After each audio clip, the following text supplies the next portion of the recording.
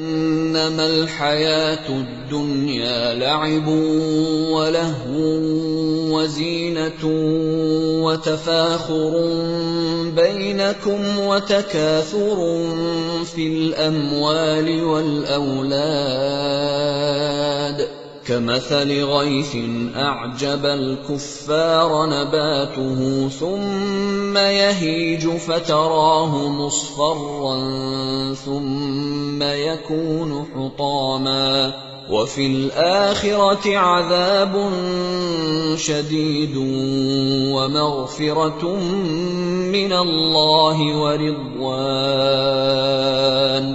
وما الحياة الدنيا إلا متاع الغرور سابقوا إلى مغفرة من ربكم وجنة عرضها كعرض السماء والأرض أعدت للذين آمنوا بالله ورسله ذلك فضل الله يؤتيه من يشاء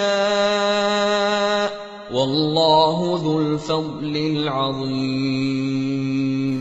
ما أصاب من مصيبة في الأرض ولا في أنفسكم إلا في كتاب من قبل أن نبرأها إن ذلك على الله يسير لكي لا تأسوا على ما فاتكم ولا تفرحوا بما آتاكم والله لا يحب كل مختال فخور